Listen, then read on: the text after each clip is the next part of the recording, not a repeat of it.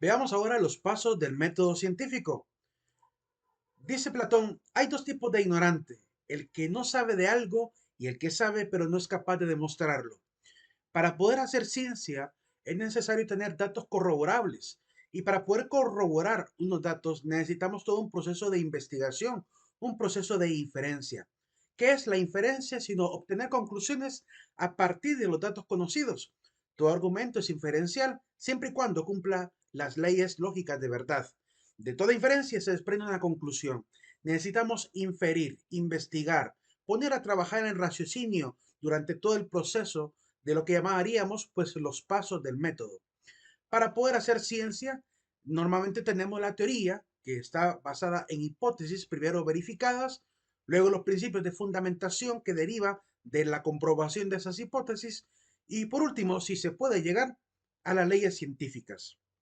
Además, tenemos la investigación de la cual pues podemos tratar los hechos y también podemos hacer todo un análisis sistemático de la realidad para plasmar después el contenido de la investigación. Y por último, ocupamos también pasos, métodos. En este caso son normalmente diferentes modelos los que podemos enumerar. Vamos a ver unos cuantos. Y los procedimientos que comúnmente utilizamos para poder realizar la investigación. Estos métodos dependen del gusto del investigador, dependen también de las academias, de las casas de estudio, depende de las instituciones que se dedican a la investigación. En realidad, generalmente conocemos una serie de pasos que son los populares, pero se puede llegar a establecer un método científico suficientemente meticuloso como para poder llegar hasta lo más recóndito de la realidad. En los procedimientos formulamos problemas, anticipamos soluciones y contrastamos o verificamos la realidad. Veamos entonces lo que serían los pasos del método científico. Lo primero que podemos decir es que el método científico es el único método reconocido universalmente para obtener información científica. No podemos obtenerlo del sentido común, no podemos obtenerlo de las opiniones subjetivas. Necesitamos un proceso necesariamente trabajoso para que realmente pueda resultar la mejor información científica posible. El procedimiento derivado de la práctica y la experiencia de muchas generaciones es lo que llamaríamos método científico. De hecho, son muchísimos personajes los que han hecho grandes aportes para ir dándole forma a esto que llamaríamos el método. Se aplica normalmente a las ciencias formales, como la matemática, el álgebra, la aritmética y la lógica, pero también es aplicable, ¿verdad?, a todo aquel tipo de conocimiento real. La palabra método viene de meta, que significa hacia o a lo largo, ¿verdad? Meta normalmente también es el nombre que se le da al final de una carrera. De hecho, esa es la palabra que da origen al nombre de meta. Pero en el lenguaje griego significaría hacia, ¿verdad? Un camino. Y odos significaría estrictamente ese camino. Así que es el camino hacia el final, hacia la meta, hacia el fin que buscamos en la investigación. Y ciencia, que ya sabemos que viene de conocimiento o conocer. Sí, lo definíamos anteriormente. Hay muchos precursores, filósofos, científicos, matemáticos, sociólogos que han participado para poder establecer pues diferentes aportes que han ido dándole forma a este método que hoy llamamos el método científico. Algunos de los cuales podemos mencionar. En los filósofos está el filósofo Sócrates. ¿Qué regala Sócrates para darle forma al método? Pues primero la intención de él de vencer todo tipo de relativismo, la idea de vencer todo tipo de conocimiento subjetivo y solamente darle fuerza al conocimiento objetivo. Ese es el primer interés que él va a dejar y que de alguna manera pues abre el camino hacia la ciencia objetiva. Tenemos a Aristóteles. ¿Qué nos regala Aristóteles para el método? Nos regala pues, los principios de la lógica. Esta serie de principios que en cierta manera comienzan un poco con Parménides, pero prosiguen de manera muy amplia con Aristóteles. Él es el padre de la lógica por predilección durante una gran, larga influencia educativa que tuvo, por ejemplo, la Iglesia Católica. Durante toda la Edad Media, a Aristóteles se le consideró el manual predilecto para la enseñanza. Sus obras se recopilaron en una sola obra llamada el Organum Aristotelicum, que es la herramienta de Aristóteles en griego, perdón, en latín. Y la palabra órgano significaría en este caso herramienta. Y tiene sentido porque realmente se utilizaba ese compendio como que fuera el manual predilecto para la enseñanza de retórica, gramática, dialéctica o lógica. ¿Qué nos regala Platón? Platón, por ejemplo, trata de encontrar la objetividad de la verdad, porque se da cuenta, al igual que Parménides, que los sentidos nos engañan y obviamente reduce a que solamente la razón es la única capaz de poder regalarnos realmente la verdad que tanto ansiamos, la objetividad que tanto anhelamos. Más allá de lo que pueda comunicarnos los sentidos, es el razonamiento. Está Roger Bacon, gran investigador de la Edad Media, ¿verdad? Fraile, eh, que al final, pues obviamente fue un poco perseguido por la iglesia por sus investigaciones, pero también un gran filósofo muy importante de la Edad Media. Roger Bacon se dedicó a estudiar un poco el tema de la astronomía, el tema de la astrofísica, ¿verdad? Normalmente el tema en la Edad Media, pues ser un astrofísico no está obviamente al nivel de la astrofísica de hoy, pero era un gran avance para aquel momento, así como una mente privilegiada pues hizo grandes aportes a la ciencia. Tenemos también a Immanuel Kant. ¿Qué nos regala Immanuel Kant para el método científico? Immanuel Kant realizó un gran proceso de crítica, primero al tema de la experiencia y el tema de la razón en dos obras, ¿verdad? La crítica a la razón pura y la crítica a la razón práctica, donde él intenta pues explicar por qué no podemos fiarnos de los sentidos, como dice la empiría o el empirismo, y por qué tampoco podemos reducir todo a la razón, ¿verdad? Sin considerar también los hechos fácticos, la realidad física, como pensaban los racionalistas. Entonces, él nos trae de alguna manera la pacificación entre estos dos grandes líneas de filosofía, el racionalismo y el empirismo, a través de una nueva escuela llamada el idealismo kantiano. Así que, además, que también es uno de los principales precursores de la ilustración, que también van a hacer la búsqueda de la ciencia, del desarrollo, utilizando la autonomía del pensar. Friedrich Hegel, ¿verdad? Tiene muchísimos aportes en la filosofía, pero específicamente el tema de la lucha de los contrarios, el tema de la tesis, de la síntesis y de la antítesis, que van a jugar un papel importante, por ejemplo, en la mentalidad de hombres como Karl Marx, ¿verdad? Y obviamente también para la gente que se dedica a estudiar, pues, todo tipo de conocimiento, porque hoy en día tenemos que contrastar la tesis con la antítesis para poder obtener la síntesis, que es básicamente lo que él nos explica. También es uno de los principales precursores de la fenomenología, del estudio de los fenómenos. John Locke, pues es el padre del empirismo, así que desde el empirismo nos hizo grandes aportes, reduciendo el papel, por ejemplo, de la filosofía solo al estudio de lo real. Tenemos a Baruch de Spinoza, también otro gran empirista, que también va a poner un límite al tema de la búsqueda de la verdad solamente aplicado a la realidad, ¿verdad? Hay muchos más que intentan hacer lo mismo que estos hombres empiristas. René Descartes, como ya anteriormente lo mencioné, es otro de los que intenta también hacer esta búsqueda de lo real sin necesidad de tocar lo trascendente, lo etéreo, lo metafísico, lo trascendental. Nicolás Copérnico sobresale en la Edad Moderna porque revoluciona la ciencia por la teoría que va a establecer, que es la teoría heliocéntrica, mediante la cual demostraba y declaraba que no era la Tierra el centro del universo, sino que era en este caso el Sol. Aunque obviamente sus aproximaciones son más a nivel del sistema solar, por lo menos cambia la dinámica, la visión que se tenía tolemaica de creer que la Tierra era el centro. Y de alguna manera, pues se granjeó también enemigos en la parte religiosa, porque obviamente intenta mezclar un poco con la ciencia una interpretación bíblica y por eso va a ser perseguido por la iglesia.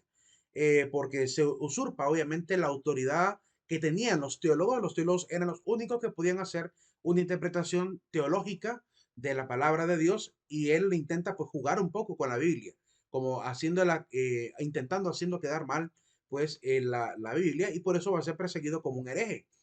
Pero obviamente él, no va a ser juzgado por la parte científica, va a ser juzgado por esta manipulación que hace de la palabra de Dios. Al final va a ser perseguido por la Inquisición y terminó en la hoguera.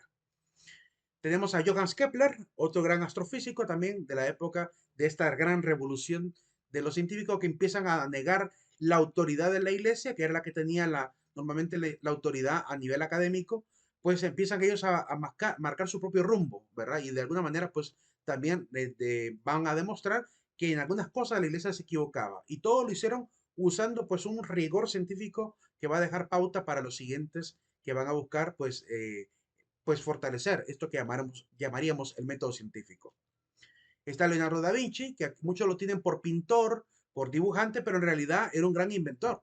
Era un hombre muy polifacético, era un polímata, ¿verdad? Era un hombre que sabía de muchas disciplinas, hizo muchísimos grabados de anatomía, varios grabados y dibujos de máquinas, ¿verdad? Como el primer tanque de guerra, un gran arpón para lanzar troncos, el ala delta, el primer paracaídas, un traje submarino, ¿verdad? ¿Cómo se llama? El coleóptero, que es una especie de helicóptero con manos, que se puede mover con las manos, eh, y así, muchos más inventos como eh, uno podría imaginarse en la época del Renacimiento. Puso la pauta entonces de una mente que buscaba pues crear muchas cosas, ser inventor. Y de hecho, la inventiva va a ser un elemento importante dentro del método científico porque se va adaptando, es tan flexible que se va adaptando a las circunstancias de la investigación. Galileo Galilei, también otro gran científico reconocido también, inventor, bueno, mejor dicho, reformador del telescopio, ¿verdad? Descubrió también las lunas de Júpiter, muchos más descubrimientos por ahí, va a ser juzgado por la iglesia también por esta búsqueda autónoma de la verdad y también va a ser llevado a juicio, aunque él salió mejor liberado porque firmó un acta donde se, ¿cómo se puede decir? Donde se negaba pues aquello que había establecido, ¿verdad? Se arrepentía, por así decirlo, de lo que había dicho y con eso se libró de la condena de la hoguera, pero al final siempre le dieron cárcel domiciliaria y el impedimento de no poder seguir enseñando en universidades católicas. Es un tema bien difícil poder tratar esto porque obviamente no lo persiguen tanto por el tema científico, lo persiguen más por el tema también de querer usurpar la autoridad que no le había sido conferida. Pongámonos en los zapatos de aquella época. Si uno no era teólogo, no tenía por qué intentar hacer doctrina teológica o intentar explicar o interpretar doctrina teológica. Esa era la mentalidad de aquel momento. Era como decir, si usted no es astrofísico, no puede hablar de astrofísica. Si usted no es pedagogo, no puede hablar de pedagogía. Pues algo así era lo que se entendía en aquel momento. Y además entendamos que para aquel momento hablar de la palabra de Dios sin tener la autoridad otorgada por la iglesia para hablar de ello era un tema bien delicado. Así se miraba, ¿verdad? Porque para la iglesia siempre el tema de custodiar la palabra de Dios y la interpretación es algo que solamente competía al magisterio de la iglesia. Por este motivo es que van a ser perseguidos estos hombres, aunque por ahí hay un montón de blogs de internet inventando la idea de que fueron perseguidos por el avance científico. Nada que ver. La iglesia fue promotora, fue patrocinadora de grandes inventores. Muchísimos de ellos no terminaron condenados, porque obviamente la iglesia era la que manejaba y administraba y patrocinaba. También hubo un montón de familias católicas que protegieron a muchísimos inventores, a muchísimos pintores, arquitectos. Entonces no es posible creer que la iglesia estaba en contra de la ciencia. Sí estaba en contra de la manipulación de la palabra de Dios y eso es lo que realmente genera la polémica. Isaac Newton, por otro lado, ¿verdad? Será uno de los grandes investigadores de la astrofísica. Estableció, pues, primero, el darse cuenta de la primera gran ley de la gravedad. Además, estableció las teorías, sus tres leyes fundamentales de la termodinámica. Y es un hombre que obviamente demostró estar entregado completamente a la ciencia. Así que su rigor académico también deja pauta para las futuras generaciones, a tal grado que el hombre ni siquiera se casó, permaneció soltero con tal de dedicarse solamente a la ciencia. Además que considerado uno de los padres del cálculo junto con Wilhelm Leibniz. Así que han hecho grandes aportes al entendimiento humano. Matemáticos como René Descartes nos regala la obra Reglas para la dirección del espíritu, que consiste en 12 reglas para poder dirigir el pensamiento crítico durante la investigación. Según él, si seguimos estas 12 reglas, podríamos llevar pues suficiente rigor como para encontrar la verdad objetiva. Eh, Uno de los principales pilares de las reglas es no hablar de aquello que excede nuestros límites. Por ejemplo, no podemos decir nada científicamente sobre Dios, sobre el espíritu, sobre todos estos elementos que son obviamente abstractos, porque la ciencia natural solo estudia aquello que es naturaleza. Entonces, lo que no se puede ver, tocar, oír, lo que no se puede probar no se debería ni siquiera el científico meter a hablar de esos temas. Esa es la visión como él empieza a separar, ¿verdad?, al científico. En la Edad Media, por mucho tiempo, los científicos permanecían unidos al tema de la fe. Para ellos, fe y razón no estaban peleados, Para René Descartes, pues hay que hacer la separación para hablar solamente de aquello que es objetivamente observable. Blaise Pascal, gran inventor también, ¿verdad? Matemático, inventa la pascalina, ¿verdad? Un gran filósofo también. Así que también él presenta muchos aportes para poder hablar científicamente de la naturaleza. Además, es uno de los precursores también del existencialismo, pero un existencialismo no ateo como el de Friedrich Nietzsche, sino un existencialismo creyente porque era católico, después se hizo jansenista y por esa razón es que él tiene ese respeto para hablar de Dios. No separa completamente a Dios de la existencia, pero sí por lo menos intenta interpretar la existencia a partir de Dios. Wilhelm Leibniz, como ya mencioné, es uno de los padres del cálculo, ¿verdad? Que tanto dolor de cabeza nos dan en las universidades, pero que es tan útil. Si no hubiera sido por Isaac Newton y Wilhelm Leibniz, no tendríamos quizá, no sé, todo el conocimiento aeroespacial que tenemos hoy en día. La misma informática también, Wilhelm Leibniz es un gran precursor de la informática porque él pretendía convertir los razonamientos humanos, es decir, la deducción humana, convertirlo a variables, a una matemática, para que fuera suficientemente, eh, se puede decir, simbólica, ¿verdad? Que pudiéramos operar con ella y establecer este rigor necesario para declarar qué es una ley y qué no es una ley en el pensamiento. Entonces, aplicar esto al lenguaje común, al lenguaje cotidiano, es un gran aporte de Wilhelm Leibniz. De hecho, él pretendía encontrar un alfabeto con, decía él, una especie de alfabeto, una especie de variables que convirtieran el lenguaje natural para transformarlo en esta matemática que nos permitiría demostrar cuando alguien dice verdad o dice falsedad. Después a esto se le va a terminar llamando la lógica formal, que va a ser un fundamento importante para el estudio de las compuertas lógicas y después importante para el tema de los circuitos lógicos. Así que está detrás de esa historia de la informática moderna.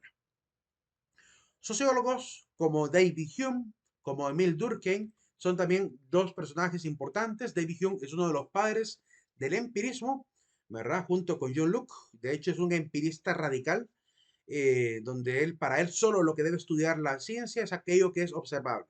Lo que no es observable, ni ponerle atención. Y Emile Durkheim fue uno de los primeros sociólogos y también filósofos que intenta aplicar la estadística a su investigación. Más adelante miraremos un poquito el primer estudio que él hizo, que fue el estudio sobre el suicidio, y veremos a qué conclusiones llega después de hacer una observación estadística de la población que él conoció. ¿Qué métodos científicos tenemos? Pues voy a mostrar los métodos científicos populares, es decir, aquellos métodos que parecieran pues que tienen similitudes. Vemos, por ejemplo, tres imágenes que normalmente se pueden encontrar en internet sobre los pasos del método y si observamos hay ciertas similitudes.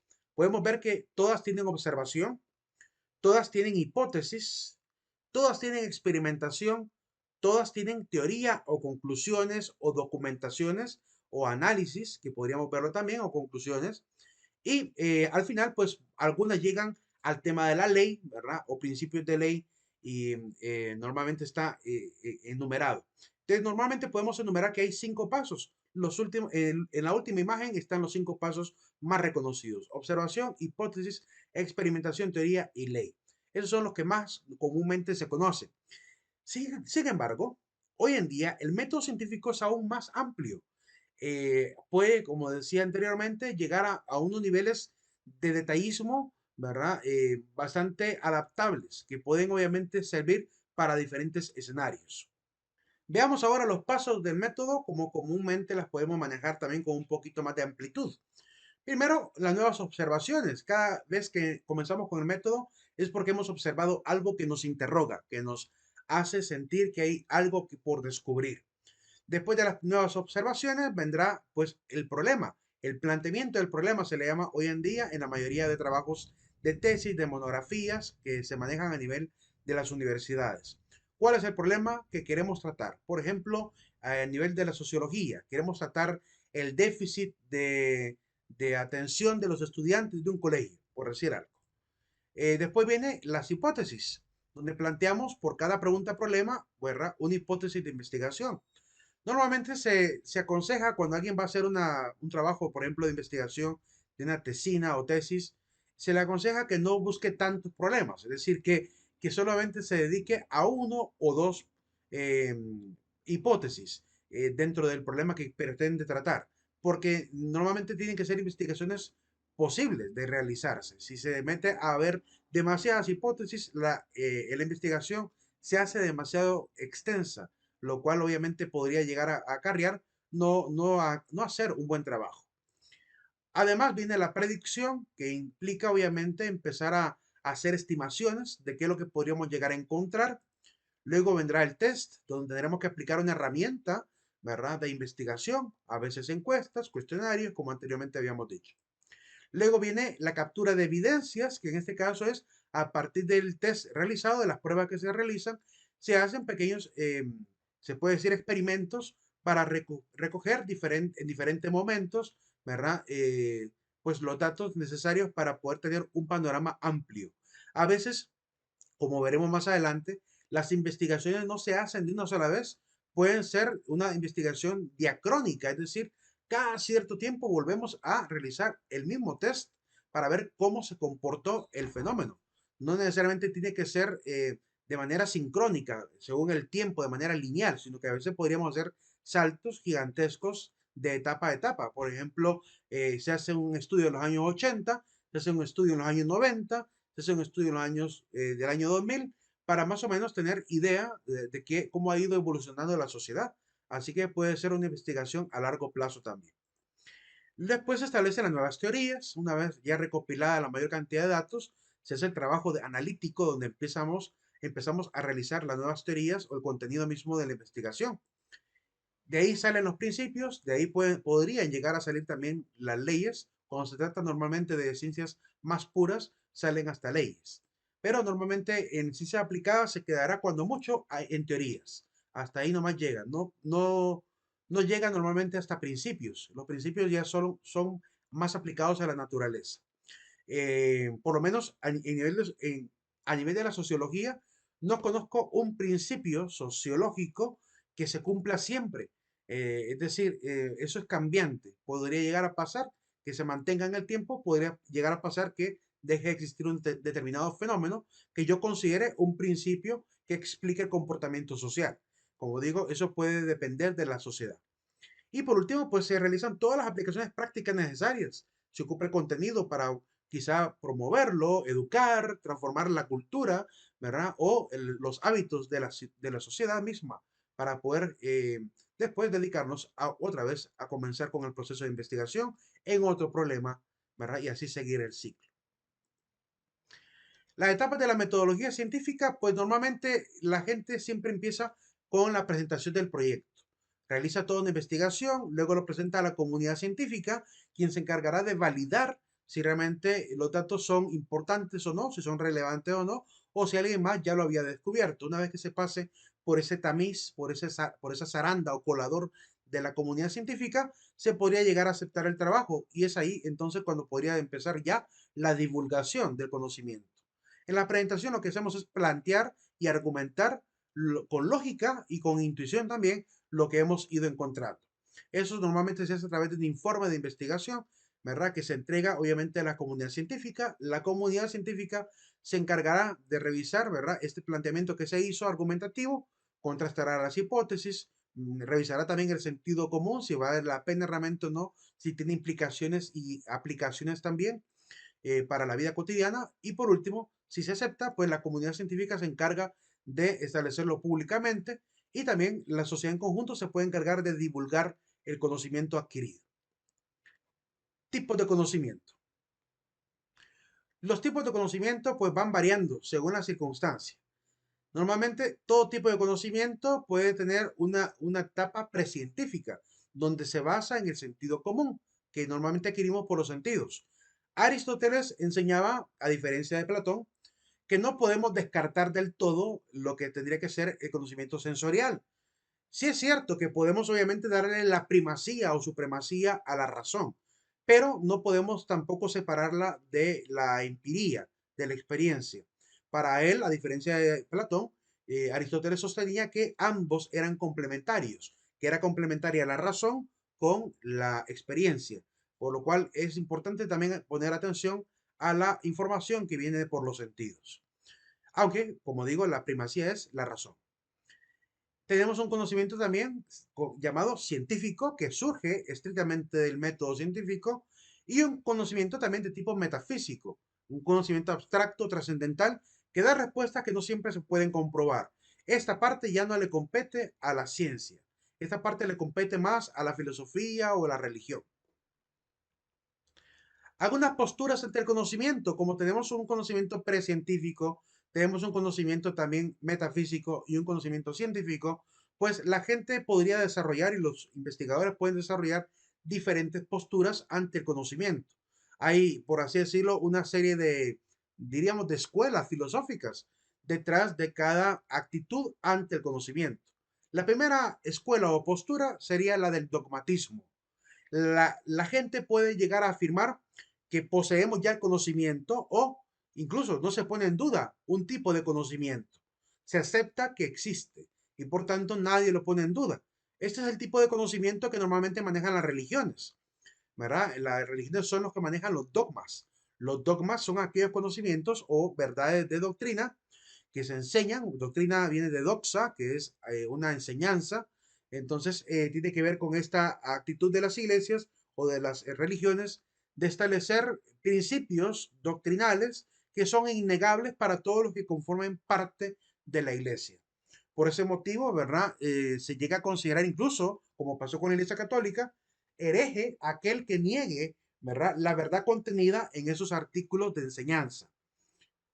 No es nada fácil, ¿verdad?, tratar con el tema del dogmatismo, porque estamos hablando de una autoridad que da o quita privilegios sobre el resto de miembros y que por tanto, de alguna manera, se sienten los miembros obligados a creer en ello y creen que pueden faltar incluso el respeto, sea a la doctrina o incluso a Dios mismo, por negar la autoridad del magisterio de una iglesia o el magisterio de una religión.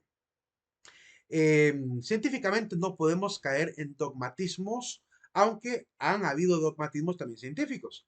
Por ejemplo, después del descubrimiento de las leyes de Isaac Newton sobre la termodinámica, pues esas tres leyes ya para mucha gente se consideran totalmente innegables. Entonces, son leyes, si son innegables, pues es un conocimiento dogmático, un conocimiento que no puede ser negado por nadie. Sin embargo, han habido algunos, ¿verdad?, que de manera un poco rebelde han querido demostrar que Newton establece estas leyes, pero no son siempre aplicables. Y en algunos momentos se ha llegado a decir que las leyes de la termodinámica solamente son aplicadas bajo ciertas circunstancias y no son aplicables en el resto del universo. Eh, Cosas así pueden llegar a ocurrir, ¿verdad? Como sea, hay algunos que pasan completamente fidedignos a defender a capa y espada la ley de la termodinámica. Lo mismo pasa, por ejemplo, con el conocimiento que dan algunos astrofísicos, como los que han leído las obras de Stephen Hawking, que llegan al grado de prácticamente armar grupos de defensa de las teorías de Hawking contra las teorías de los demás físicos. Entonces, hay gente que vive la ciencia como si fuera una especie de dogma religioso. Hay que tener cuidado con ese fanatismo porque podría ocultarnos la verdad y andamos buscando pues la verdad.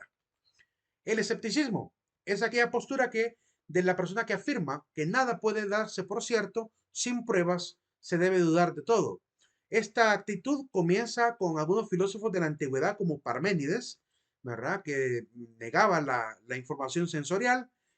Algunos filósofos también de las escuelas escépticas de la antigüedad, de la filosofía griega, como Pirrón de Elis, ¿verdad?, como Filón de Larisa, que van a ser también exponentes de este escepticismo. Y en la época moderna, pues tenemos a René Descartes, ¿verdad?, que pone la duda como la principal herramienta para poder acercarnos al conocimiento científico, ¿verdad? Y hoy en día, pues todavía hay gente que sigue siendo escéptica, que mientras no le presenten pruebas, no cree en nada.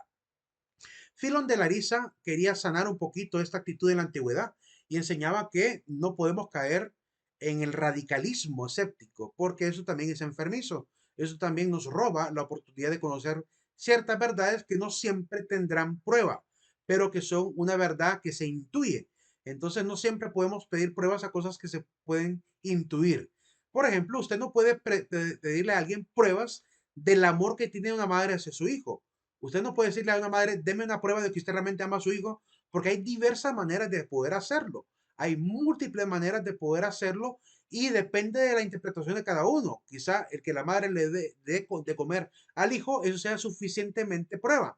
Sin embargo, para otro, la prueba es que ella dé la vida por su hijo. Entonces, ante el tema de los sentimientos, no podemos caer en el escepticismo, ¿verdad? Porque hay cosas que son básicas en el sentido común.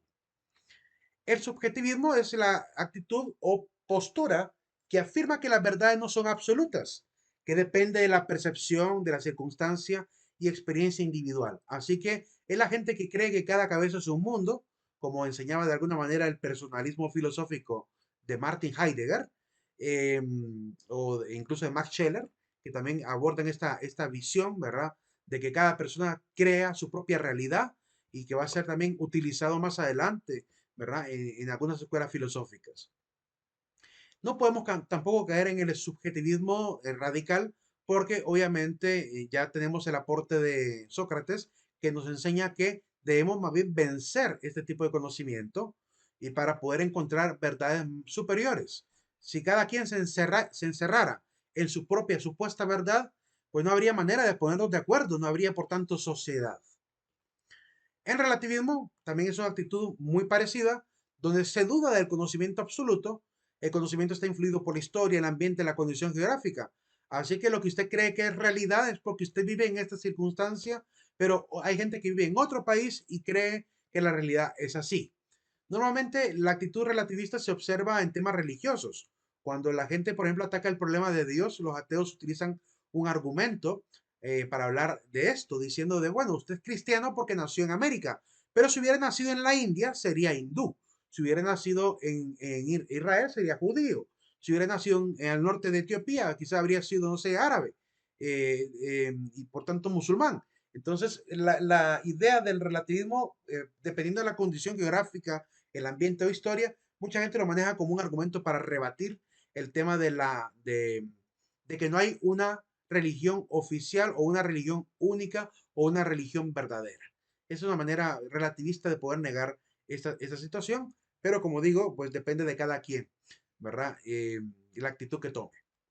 El pragmatismo también enseña que el conocimiento realmente válido es aquel que tiene efectos prácticos. Si es útil, es verdadero. Y el criticismo, que afirma que debe criticarse hasta la facultad del hombre para adquirir conocimiento, porque puede fallar la percepción, podemos tener problemas en el intelecto, así que la percepción y el intelecto también tienen que ser criticadas, analizadas, ¿verdad? Para poder darle validez al conocimiento resultante.